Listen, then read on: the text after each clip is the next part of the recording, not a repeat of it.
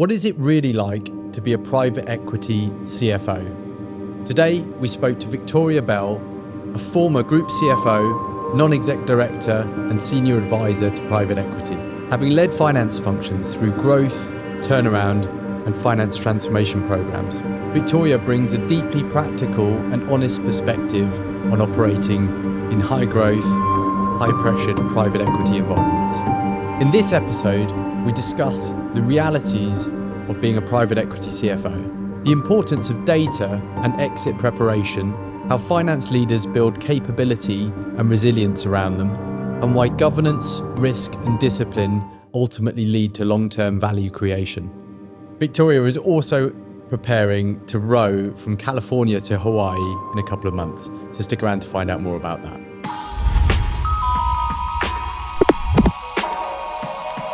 Victoria, good afternoon. Thanks for flying in today, especially for this, from Geneva. So certainly no one's ever done that before. Absolute pleasure to have you. Could you just tell us a bit about yourself and who you are? Yeah. So Victoria Bell, I am Scottish, chartered accountant, live in Geneva. I have 2 kids, gone through a very varied career from accountancy training, investment banking, a little sojourn in the NHS, and then landed up in the private equity world. I have some interesting hobbies. I play the trumpet, and I'm going to be rowing the Pacific Ocean later this year. So variety, I think, is what I'd say about myself. Super. And kicking off there, what is it that most people get wrong about the role of a private equity CFO? I think everybody talks about the pace, and I think some people underestimate that. But I think the biggest thing that people don't quite grasp is what I call boardroom to basics. You need to be able to be very blue sky in the boardroom, talking big picture, talking strategy, and literally hours, if not minutes later, sitting with the treasury analyst, fixing the error in the spreadsheet. And I think that is what people don't fully understand. They might understand the concept, but the ability to shift fast between those different perspectives is actually one of the biggest challenges.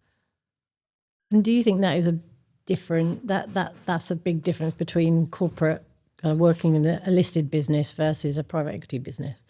Or do you think the role of the CFO has changing anyway in terms of the expectations of it? So, I mean, honestly, I have to say I've never worked in a corporate that's not private equity. So my assumptions here are sort of based on my experience and what I've heard from others and from seeing people from corporates coming into private equity. I do think the roles are different. And I think a lot of that comes from the very nature of the engaged shareholder you have. You have, in a private equity business, the shareholders all in. They've made the most conscious decision imaginable to invest in you and to buy into your story. And I mean, that's a huge positive, and it can feel challenging at times because they're then there and in the story with you. But that's the complete opposite of a listed corporate where you have most of your shareholders owning you because you're in an index. And yes, you'll have quarterly or twice a year shareholder meetings, and maybe somebody will get in touch a little bit in between, but it's a very different level of intensity. You know, they don't come for the same level of information. They don't have the same time horizons in the way that the private equity shareholder does. Or if they do, they're only a small percent of your ownership, so they can't drive the decision-making in the same way. And I speak to a lot of people on a weekly basis who are kind of going, yeah, I want to be a private equity CFO. And you kind of sometimes think, well, maybe be careful what you wish for, because it's not for everyone. Yeah, I think that's right. I mean, and I love it. It's got its challenges, but part of those challenges are what makes it so much fun. It is very, very intense. There's a lot of pace and a huge amount of interaction with some incredibly intelligent people, but frankly, who've never worked a day job in their life, a proper job, I should say. But that intensity, I just think, is something that people think they want, but until you've sat in it and lived it, you can't really understand it. And of course, there's the attraction. I want to be a private equity CFO because people think, I can go in there and in 3 to 5 years, I'm going to make masses of money. That is not a given. you know, it might average out, but, you know, for everyone that makes a lot of money, there are ones that don't really make very much.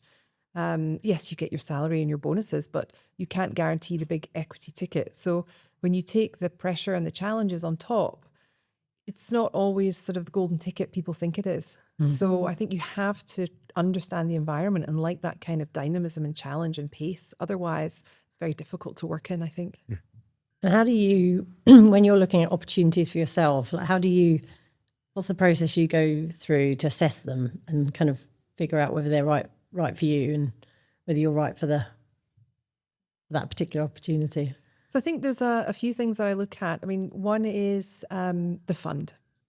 Because of the level of interaction you have, it's very important for me to understand the style of the fund.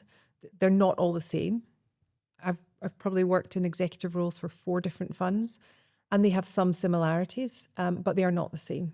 And even within a fund, actually, the teams don't even act in the same way. So you have to understand the people you're going to be working with day to day. This relationship with the CEO is critical.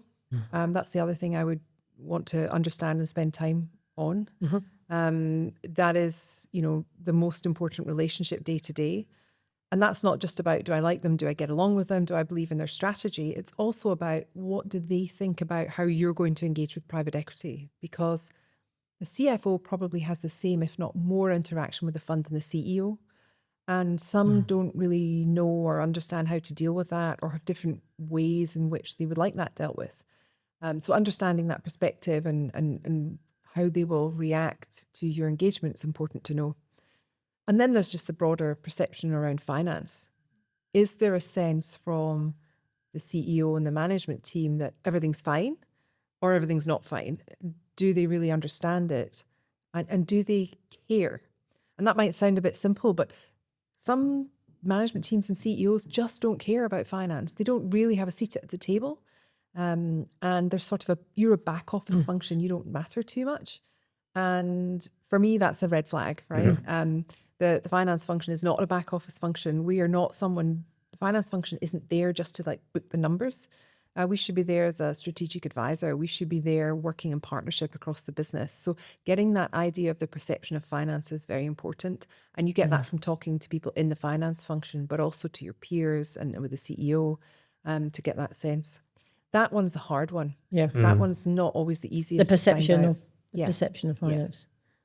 Because once you have the perception, I mean, it's you can sort of try and figure out from that, am I going to be able to achieve what they're asking me to achieve? Because if they're asking you to do a transformation or really step things up, but actually they don't really think finance deserves a seat at the table, or they're not prepared to put some investment into it, it makes it very hard to get the job done. And how do you approach those situations where you've gone in and that perception exists? What do you do? How do you change that? So I think actually the first thing is to understand, is that because the finance function hasn't been delivering what you would want it to deliver? Because it might be they're not in the room because when they are in the room, they're not delivering. But the other could be that they're just never in the room, so they've never been given the chance to deliver. So there's an element of trying to understand the history. But then you need to have the conversations with the rest of the organization, with the CEO, with the exec team, with the next level about what finance could bring, but also what is it that they feel they're missing? You have to listen and understand and find out, is it they're not there because they haven't been able to deliver, or did they just never think about it? Or sometimes you find that they've worked around it and you get these kind of little shadow finance organizations dotted around places. But you have to try and persuade people of the value that can come by having finance in the room. But you need to have the right people, you need to have the right information, you need to have the right insights for that to work. Just demanding to be in the room when you're not going to bring anything isn't going to help. And going back to something we were talking about earlier, in the CEO-CFO relationship, obviously paramount to success, and that chemistry being really important and often talked about. How do you get that right? Is it a bit of luck? How much gut feel goes into that process versus what sort of track record the CEO is bringing? So there's a bit of everything in there. There's definitely a bit of your gut instinct when you meet the person and have your conversation. You can take references. I mean, you can call around carefully on a CEO and find out. I mean, I've done that before and got some very clear messages, and I've very quickly stepped away. But I've also done it and got very positive messages. So you can find out that way. But there is an element of you're going into the unknown, and there is a bit of luck if it works out or not. I think the important thing for me is to make sure people understand my views on private equity. I have been asked when I've turned up before in an interim role, are you a spy? Because it was the third appointment I'd done in a portfolio company for a particular fund. And, my answer was, of course, I'm not a spy. The reality is our interests are aligned. So, there shouldn't be a question of them and us in the camp. But, people want to understand how I interact with private equity, and I want to make sure they understand my perspectives on that so that they can also give me feedback. But I've had CEOs who've asked me to copy them on every single email, and report on every interaction with the fund, which is a lot. And I've had other CEOs who just told me I'm not allowed to talk to them. So the latter one is a huge red flag, and it's impossible. The other one, it was a carve out. It was new to the CEO having a private equity shareholder. So he needed reassurance about how it was working. So that actually worked. We worked through that. I gave him the transparency he needed, as frustrating as it was, but it worked, and it meant that our relationship strengthened. He understood the kind of things the fund was coming to me for. Frankly, he got a bit bored of getting all this information when they were phoning up and asking about this little bit of detail in the results. And then that worked out okay. And he understood, the nature of the conversation was very different from his conversation with them. So, there's a huge amount of luck. And it's definitely a bit of instinct, but you can sort of take some references. And how do you balance, obviously, when you're going into these roles, how do you balance that kind of upward management and the demands coming at you from private equity, from your CEO, other leaders across the business, versus all the stuff you've got to fix? Yeah. And sometimes it depends, I guess, with asset to asset, but how do you balance the two, like that upward management, but also getting the ship stabilized or the boat stabilized? I think the most important thing is to understand priorities. I mean, prioritization is the single most important thing, and probably the hardest thing for people to do. And I've been in businesses where we've had 4 priorities, but each priority's got 7 sub-bullets, and then someone will come up with a new idea and there's a new sub-bullet or a new priority. And so then you have far too many. And so you've got to make sure you're clear about the priorities and what it is that finance is meant to be doing in that. And how does that sit against what you're trying to do within the finance function? And, you have to be transparent about, this is the state of the finance function today. This is what it can deliver, and this is what it can't. This is what it takes to deliver these other things you want. And that might be stopping something else. It might be I need more resource, or it might just be, give me 2 weeks and I can turn this around, or I can give it to you, but you can't have it in 2 weeks. You can have it in 4 weeks.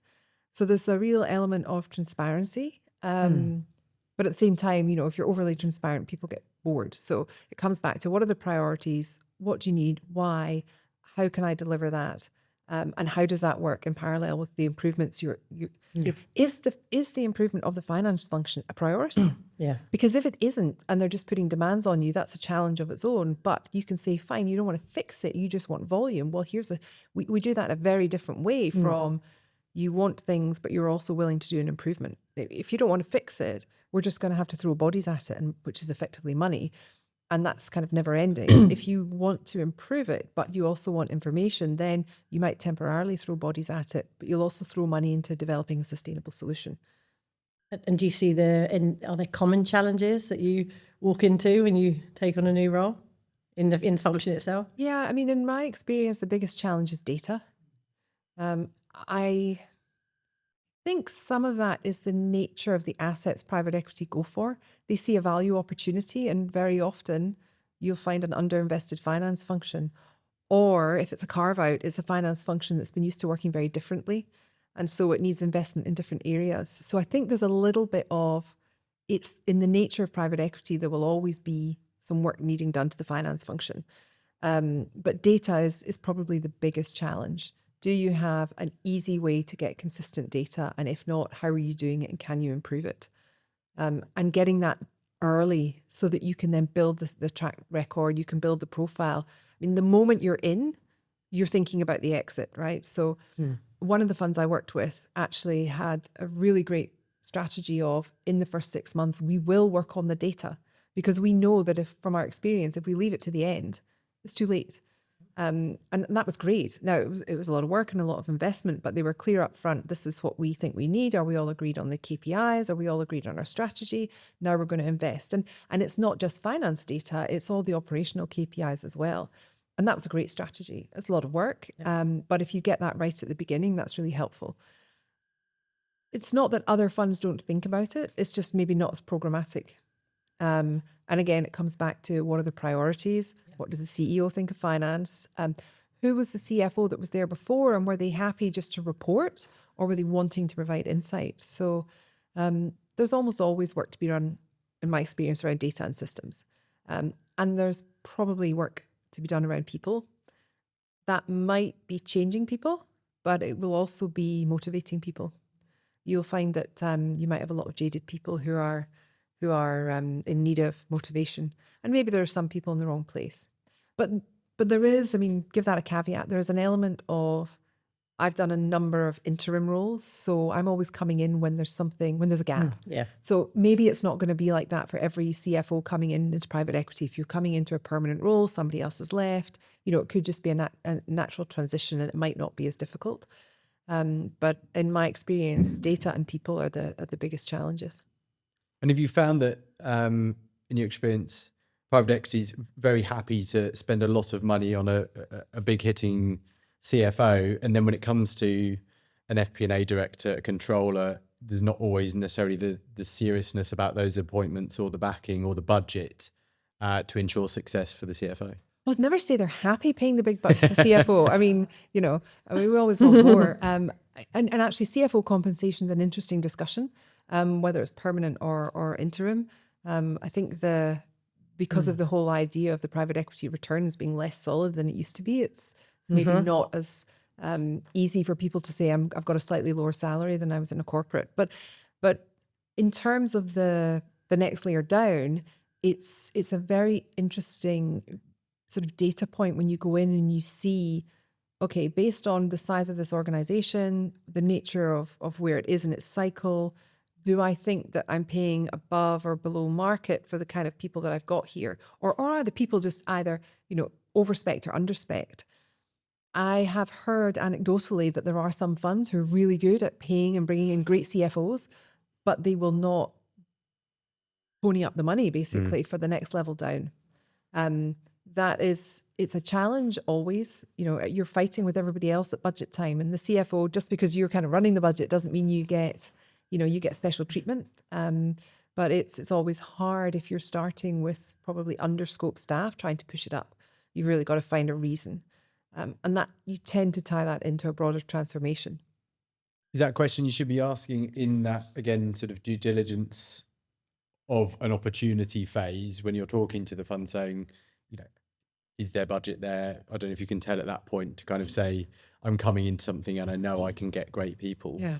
I think it's something to try and diligence, but I think the reality is if you start getting into, can I have the details of salaries of people and things, it's going to get a little bit tricky.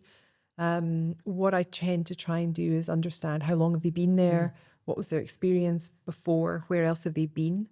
There was one organization I was in, and the person running FP&A had been there for 15 years and the first 12 had been in accounting, and they thought it was a nice development point to move them into FP&A.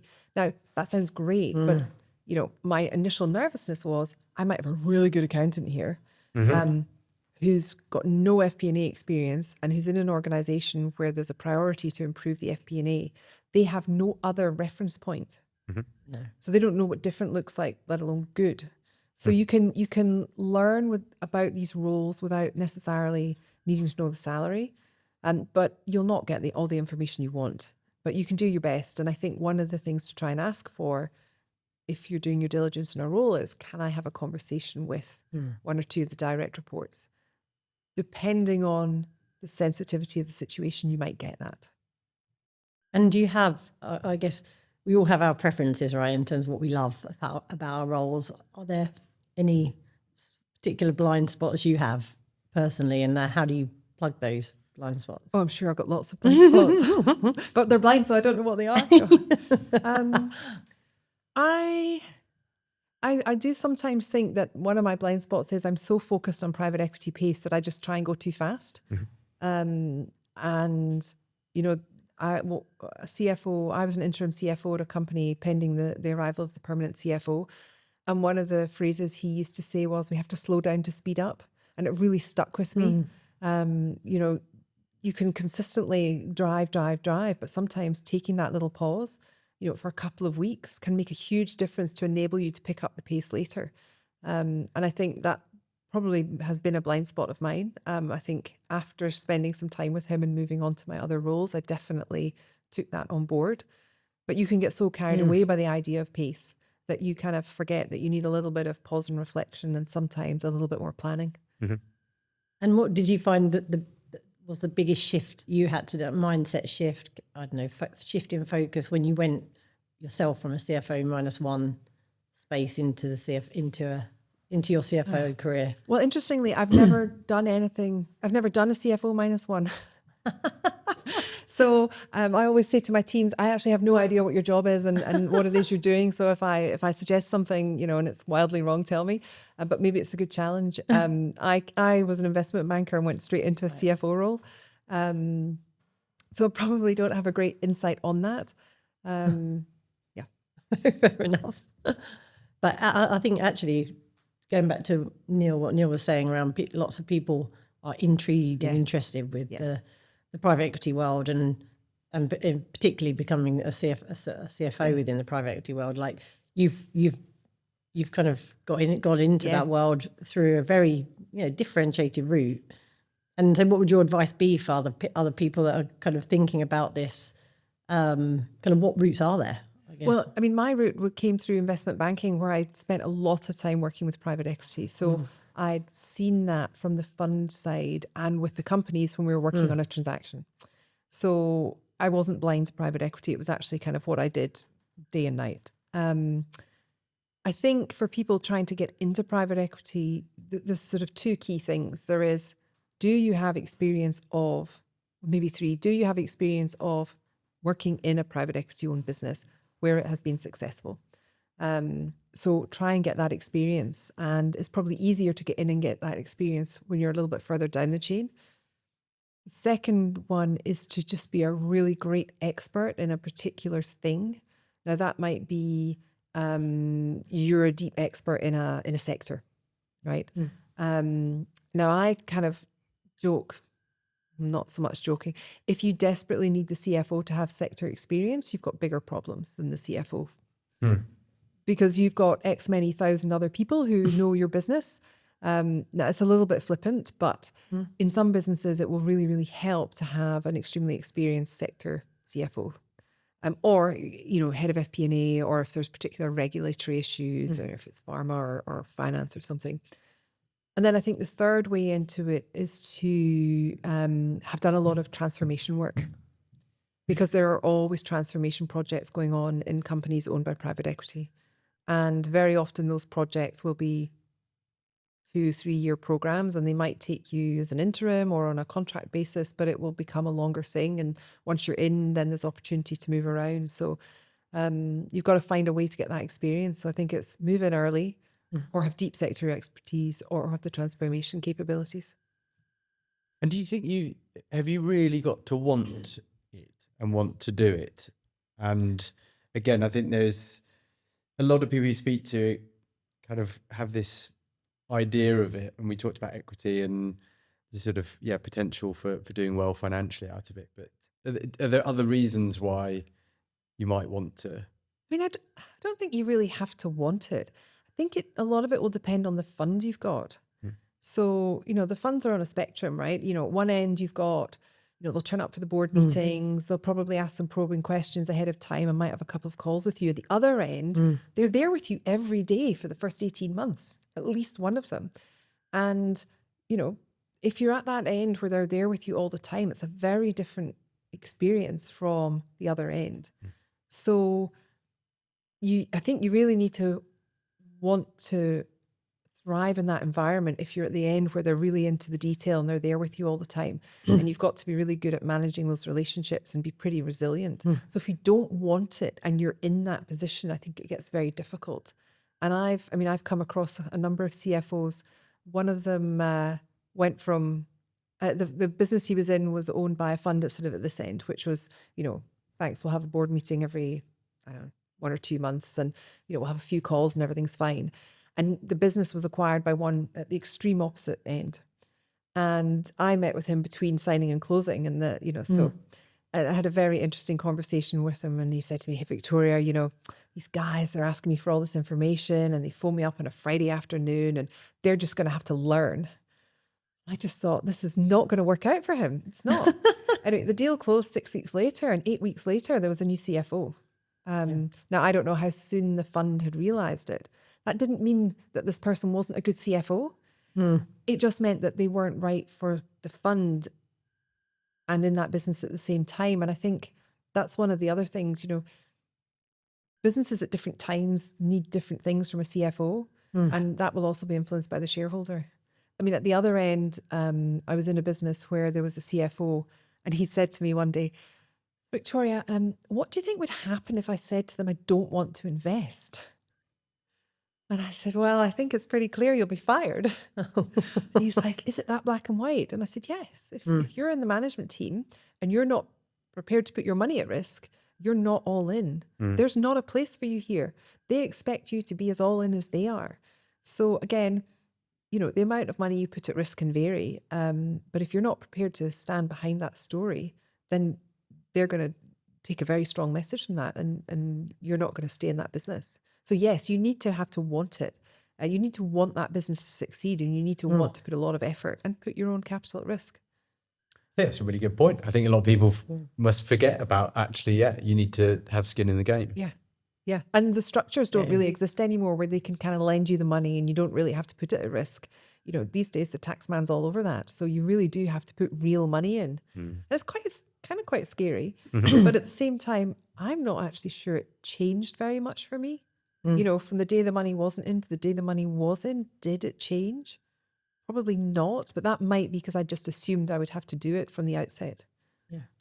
And it's interesting because I had quite a corporate career before I joined Unity, and since joining Unity, I've been kind of introduced to quite a lot of different funds through the time I've been there, and so I'd be really keen to hear kind of your thoughts on you have to adapt, right? You have to every house works differently, and you have to adapt to that. But can you think of any examples where you have actually held a line and pushed back on things that have been demanded of you from the house, and what did that look like, and how did you navigate that? Yeah, for sure I've pushed back. I mean, it's one thing, I think I've earned the right to be able to say no to private equity. I'm a huge advocate. I love working with private equity. It's great. But, I think I mentioned earlier, there's a lot of really smart, bright, intelligent guys, mostly guys, who think because they're very numerate and analytical that they know the CFO's job. They actually have no idea, right? Because so much of it isn't just about a spreadsheet and producing numbers and explaining them. You've got all the people issues. There's all the other scope of your job. I think the pushback has to be done in a reasoned way. So like that CFO who said they're going to have to learn. I mean, that's not going to work. You're going to have to explain why you're not able to or choosing not to give them what they're asking for. And if you approach that in a constructive way, it will work.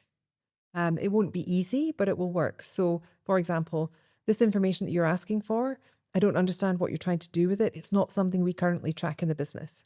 Now, very occasionally, although I can't think of an example when, one of these bright young sparks will come up with an amazing new KPI or idea that you've never thought of in the business. And that's great. And we should be open to that.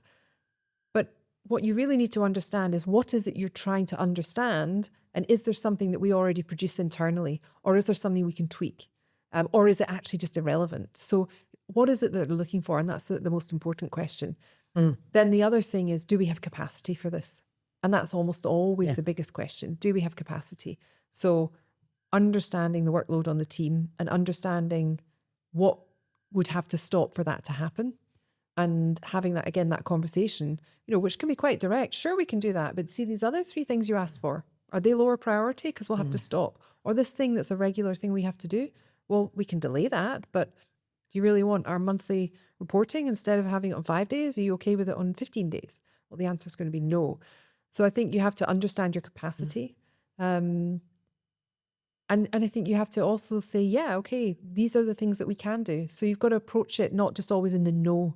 And I worked with a CEO who, right at the very beginning, he was getting very frustrated because the fund was asking for all these things. And he sort of came into my office one evening, pulling his hair out, going, oh, they're asking for all this stuff.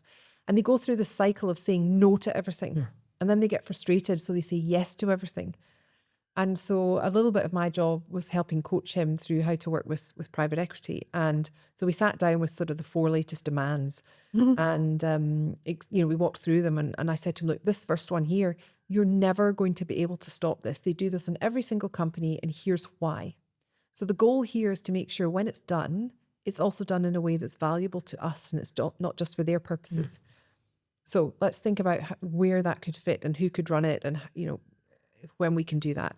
This other thing here, well, that's just ridiculous. There's no way we can do that right now with all these other things going on. This is one you should push back on. Okay, this one here, I get why they're asking for that, but we can't do all of this together with that. So your goal on this one is to push it back. And then this 4th one, well, you know what? Why don't you take control of that? Let's say it's a consulting firm coming in to do a pricing project or something. Actually, wouldn't it be quite good to get some insight on that? The important thing here is for you to take control of the scope and take control of the project. So it's not done to you. So it's something that's valuable to you out the other end. And the fund will be very happy if you embrace it and take control of it. So, if you're a private equity CEO who says no to everything, you're not going to last. If you then say yes to everything, you probably won't last either, because you will then not deliver, you will burn yourself out and you'll burn all your teams out. So finding that middle ground, but also building the trust with the shareholders, the important thing. Can I deliver on what I say I deliver? Can I have these conversations where I explain why I am and I'm not doing things? Then the other really important thing is to give your teams air cover. So, your head of FP&A is going to get a call from the analyst or the associate very regularly, asking questions, asking for more information, and giving the air cover to that person to empower them to be able to push back or say, I can't do this every day. Why don't we have a weekly check-in? Why don't you send me your request in advance? You've got to empower the teams, because very often they feel intimidated. Even the most senior people, sort of one level down from me, can be quite intimidated by these private equity guys. So empowering them to be thoughtful about how they respond is really important. Do you think private equity realise that? Do you think they realise they're intimidated? I don't think they realise it at all, because I've seen an operating partner in a business sort of say something in a meeting and everyone kind of took it as the fund wants us to do that. And, we had to kind of have the conversation saying, no, that was a suggestion. We need to think about it. We don't just go and do it. We are a management team. We have a CEO. So I think very often they don't understand. I think the more senior they are, the more they understand. But I do think some of the middle ranking, on the up, people don't quite understand the influence and the power that they have just by what they say. How do you, you talked about trust there a second ago, and that I think the foundation for all of it. Yeah. And one of our discussions early was kind of how do you build that? Well, you say you're going to do something and you do it in its simplest terms. How else do you, in that sort of critical first 90 days or whatever you want to call it, period, ensure you've got the trust of the CEO, the investor, and that balance is in a good place? So I think, and it comes a little bit back to one of my blind spots, it's important not to rush. I think one of the things I always try and do is to do a little bit of a diagnostic on the finance function, whether it's because I've been told there's a transformation required or not. So I can go back and say, this is the capability that I believe I have. Therefore, when you're asking for these things, understand that this is what I'm working from. Here is where I think I can improve it. And actually, sometimes when you do that diagnostic, you go back and you say, actually, I think we can do more. There are times in certain areas, not everywhere, I can do more here. I probably can't do more over there, but, you know, we could be doing more with tax, or we could be doing more on cash forecasting. But, you know, maybe right now in FP&A, until we either hire somebody here, or until we realign the teams, or until we improve our data quality, we can't do that. So I try and do a little bit of a diagnostic to set expectations.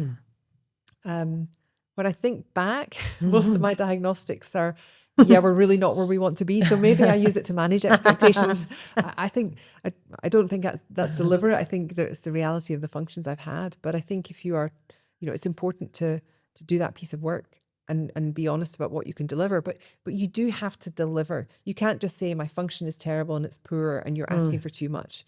When you are delivering, you've got to deliver good quality. And you're not just delivering the numbers. You've got to start showing that you're delivering some insight and you're learning about the business. And one of the things I really encourage my teams to do is to get out there and talk to the business. There's so many people in finance functions who sit in their silo. And as a CFO, I shouldn't be at my desk all the time. I need to be out meeting the business. I mean, that's part of finance, having a seat at the table. But yeah, you've got to show that there is some value to bring and that you will deliver on what you say you will deliver. And how much of that, how much of the situation where the finance isn't going out to the business, like how much of that is down to the individual themselves and they're just not that type of person. They like to be in the weeds. And so is it a training thing? It's actually the person themselves is probably not going to make the shift. Like, how do you? I think it's a bit of both. What do you see? Yeah. So I've gone into functions before where they've been completely in their silo. And the previous CFO has not asked for them to connect and engage with the business. And the rest of the business has kind of gone, okay, well, they're not out connecting with us. There we are. But that didn't necessarily mean the teams didn't want to or weren't interested in it. They just got used to not doing it and it was easier to carry on. And within that team, we managed to actually turn some people really around who got really engaged in talking to the business. We allocated responsibilities, right? You're the person who's going to engage with this country, or you're the person who's dealing with the commercial teams. And you create that responsibility. And not everybody will enjoy that, but some people will step up to it and really enjoy it because everything makes more sense once you get into knowing the business. And suddenly when you're looking at numbers and you're hearing stories and you're trying to talk about variances, everything is easier. So, yeah, not everyone will want to do it, but there will always be people who are happy to do it. But if you haven't had a leader who's encouraged it or an organisation that wants it, it's quite difficult for people to get out there and do it. When you're assessing, when you are having to bring external talent into your team to supplement it or change it up, what are the things in your playbook, if you want to call it that, hiring playbook over the years now that you kind of look for, both from a behavioural perspective as well as sort of functional or technical experience? I think you need people who can work with a degree of autonomy. It's kind of a strange thing for me to say, given I'm a little bit of a control freak, but you do actually need people who are confident in their technical skills, but are also confident in engaging with the organisation. So, you know, one of the best hires I think I ever made was a head of tax.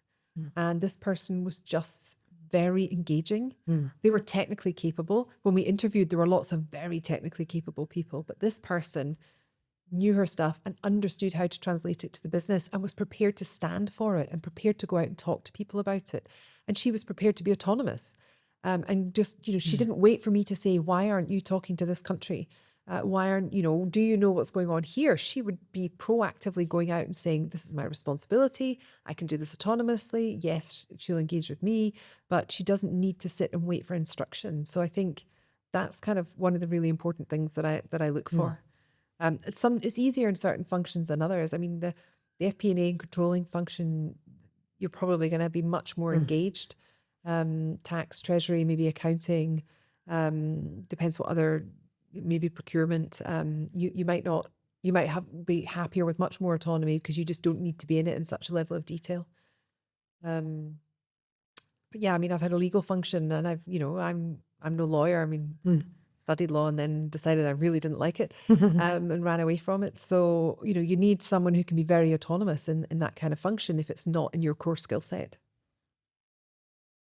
And how do you, as a role model and a female, role model as well. How do you balance, obviously, your personal life, your things that you're passionate about, with being amazing and dedicated to the career as well? And how are you balancing that? And how do you bring the best of yourself to both your family and your passions outside of work and work? Well, I would probably say I haven't done it very well in the past. Doing it a lot better now. I think, I mean, it's going to sound like an old trope, but you've got to have boundaries. For a long time, I didn't have boundaries, but a lot of that comes from like the thrill of the pace, and there's the goals. And, you know, I'm someone who likes to strive for the next goal. I'm very goal driven. So, but I think it's important to try and set boundaries for yourself and for your team. So you can role model to the team that their boundaries matter. You know, I used to say to the team, if I send you an email on a Sunday, it's because I'm working. It's not because I expect you to be working. And then I sort of reflected on that and thought, well, I'm still not sure. I'm not sure that's the right message I'm sending them. So then I started doing my work on a Sunday and then just setting it all in delay. So it all went out on Monday morning. I don't think that was any better either, because then they just arrived at work on a Monday morning and they had like 8 emails from me.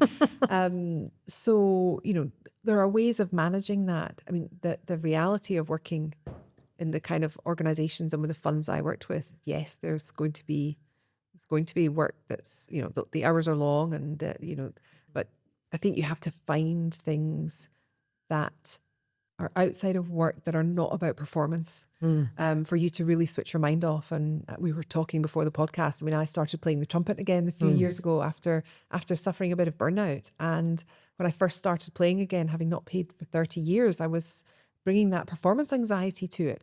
It took me a few months to settle down. And now it's something that I just play and enjoy. And it takes me away from everything and deadlines. And I think it's important to try and have some of those things. Because otherwise you might be away from work, but you're not away from pushing yourself. So find those things where you can just do it for pure enjoyment and try and carve out time for it.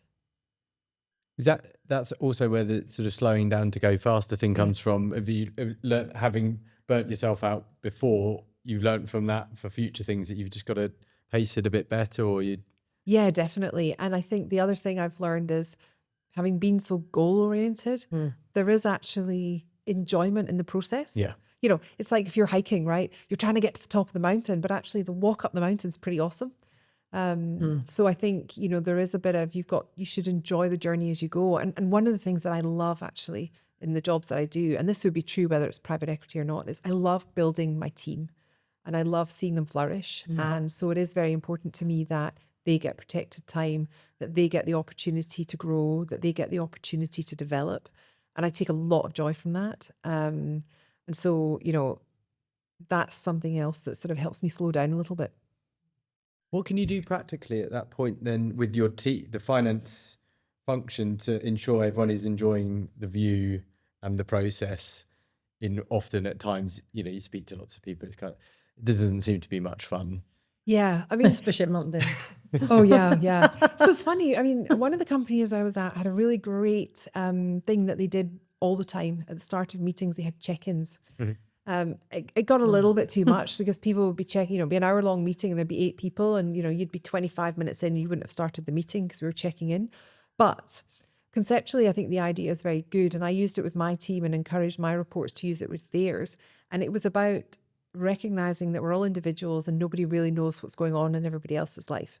So I wanted my team to be able to say to me, you know what, I slept really badly last night. I'm really tired today. I'm not on my best form. Or I'm really stressed. Something's happening at home. Or I've fallen out with my sister and I'm cranky. Or I don't know, I'm just not feeling my best. Be honest about it. Or, hey, you know, I'm feeling quite great and pumped today. I think I'm going to get a lot done. If people are honest about how they're feeling and then recognizing that we're not machines and we're all humans, I think it makes a real difference. And just taking that little bit of time to get to know each other as individuals and treat each other as individuals and not just colleagues, I think matters. And what's been the most valuable upward feedback you've ever got from your team? So I had, I worked with someone, I call him the best hire I never made. He was hired by my predecessor, but arrived after me. He was very good at pushing me to stay out of the how. So we worked on the what and the why. So the why, I bring the purpose, the reason why we're doing it. The what we would work on together, but I would come with a view, a very clear view. And the how he would really push me out of. He's like, it's my job to deal with the how. Now, he was happy to discuss it, take my views, take my opinions. Sometimes the how was an established process that didn't need change. Sometimes we would be transforming things. Sometimes it would be new. But he was really good at drawing those boundaries, which created space for me to go across my responsibilities. And it created space for him to grow as a leader, as well as for him to help his team grow. And I think his very honest approach to that was actually one of the best things that's happened to me in my career. And I think it tells you that, you don't just learn from your peers or from people above you or mentors or board members. You can learn from people all around you. If you do have control freak tendencies, is it very hard to extract yourself from the how? It can be, yeah. And one of the challenges, because this whole idea of boardroom to basics, you do need to be able to get into that nitty-gritty, and the fund expects you to know the nitty-gritty. It makes it quite hard. It gets better over time, I'm definitely a lot better at it now than I used to be. But it's, you also, I need to, and others need to, you need to make sure your team know that they're empowered. The worst thing you can get is having people who are not empowered. And one of the teams I went into, there were people all over the world leading finance functions who were not empowered to do anything. And some of them were sleeping lions. So when they were empowered and told that they could get on and do X, Y, Z, and actually this is your job, this is your responsibility, and I'm going to hold you accountable for this. Some of them woke up and were like, oh, great, I can do this now.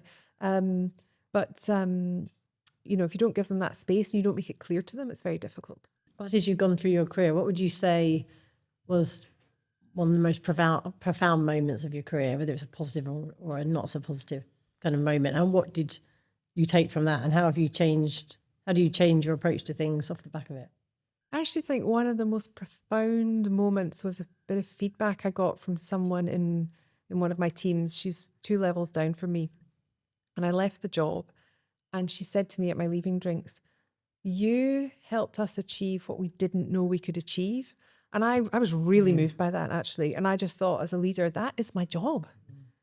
It was very, very moving. That is, my job is to create the environment and conditions to help people achieve their potential.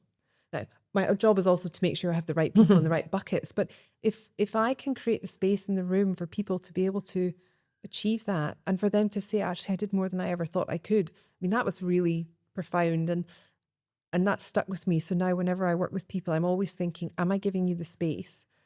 Yes, I have to push you because people don't always know what they're capable of. And maybe they've been in an environment where they're not really very sure they're capable of very much. Or if the finance function hasn't been valued, they don't believe that there's a lot they can add. So you push them a little bit, but you give them the space and you give them the environment and the tools and the encouragement. That's, I think, one of the most inspiring things for me to see with the teams that I work with. How do you, obviously a lot of that is giving, I think someone today, I can't remember who it was now because we've been talking for a while, but giving air cover to the team is something that's popped up, which obviously means it feels like that's absorbing a lot of stress and keeping that away from the team in what is a stressful job. There's no two ways about it. How do you manage? Some of it is being able to absorb some of that and manage that. How do you do that? Yeah, I think it's difficult, but it is a really important part of the job that you can keep a lot of that stress away from the team. And in a fast-paced environment, it's not the easiest because you're trying to digest and you're trying to move quickly. I think very often you have certain people in your team who are more aware of those stresses and maybe are people that you can talk with a little bit about it. But I try and avoid doing that with my team. I would maybe do it with more my peers or maybe like somebody who's not in the organization. But I think, you have to acknowledge those stresses and strains, and you have to try and take the time to break apart the stress and strain piece from what do we have to do next, and not let that turn it into panic or, or trying to go too fast, right? It's a little bit of this slow down to speed up again. So it's not easy. But it is a very important part of the job. And I went into a role where there hadn't been a CFO for quite some time, and there was no air cover for all the direct reports. And you could see the strain that they were feeling from having had no one standing behind them when they said, or standing in front of them, when they said, this can't be done because, or if you want me to do this, something else has to slide. There was nobody there to back them up.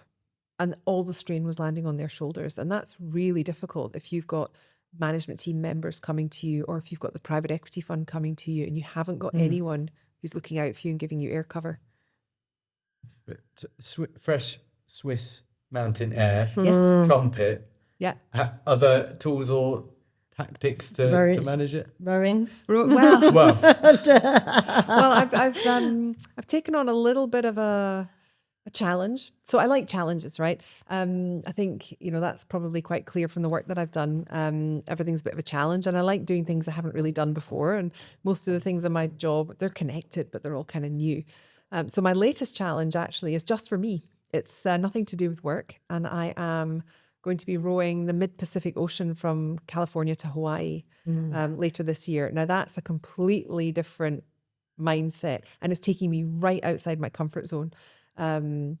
So yeah, I mean, doing things that are a bit different. Now I have the ability to do it because I haven't got a lot work-wise at the moment, which has been a deliberate choice. But yeah, I mean, I think sometimes it's about remembering to choose to do things for yourself.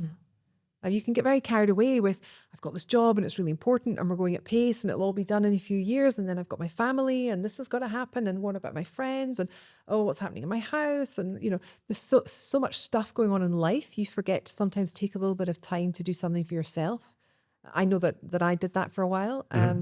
So I think it's important, it comes back a little bit to finding things to do that aren't about performance. It doesn't have to be rowing across an ocean for 40 days. That just happens to be what I'm doing. But I think that is really important. I didn't always get that right, although I try and encourage it for my teams.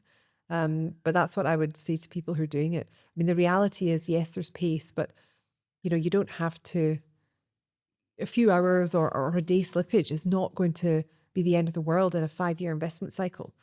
And I think sometimes maybe I wasn't good enough at just saying, actually, no, I need some time for myself. So that's what I would encourage people to think about. Where do they draw their boundaries? And actually, don't just be obsessed with this pace. Think about what really matters. And, if you do slow down to speed up, you'll catch up anyway at the end. And how does one accidentally end up in a boat rowing the Atlantic? How does that? Well, I was out for dinner with a friend at the end of November last year. She rowed the Atlantic Ocean in 2021. And we were having dinner and she mentioned that she's rowing the Pacific Ocean, but that somebody might not be able to row in the crew because she just had a baby. And I was thinking, well, how is that a maybe? Maybe she can row, maybe she can't. Anyway, I thought she will be pulling out because it's in 7 months and your baby will be 7 months old. Lo and behold, she pulled out, understandably. But I had sort of said half jokingly, well, if she pulls out, maybe I could do it.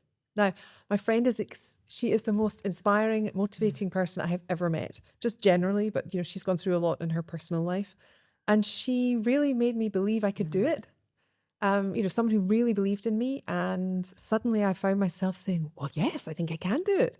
So I signed up, I'm in the boat. And it's actually interesting. It's a little bit similar to my first CFO role.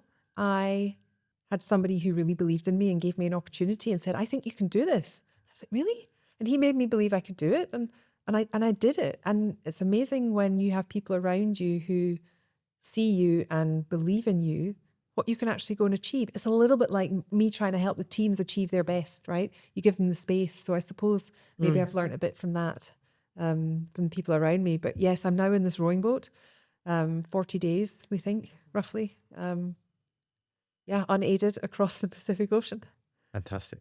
And maybe just tell us a bit about the good causes whilst we're here. Yes. To give them a bit of a plug. Yeah, so the two ladies that I'm rowing with are both cancer survivors.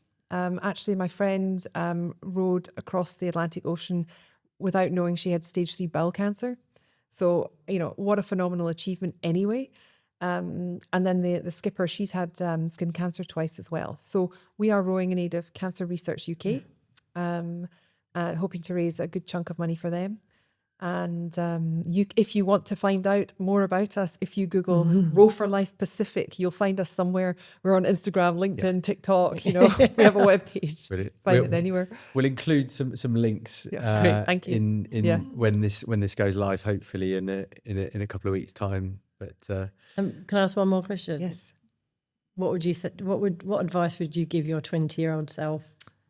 Yeah, it would definitely be the point about going back and enjoying the journey more. It's good to be I love being goal oriented. I mean, this row is part of that, but also I've got to enjoy that journey. And I think there is a little bit of slow down, or not even slow down. I mean, you can be going fast, but look around you and enjoy the journey as you go. Don't be so obsessed with the goal. The goal will come if you're doing what you need to do. So enjoy it as you go. Victoria, thank you so much. Thank you. It's been a pleasure.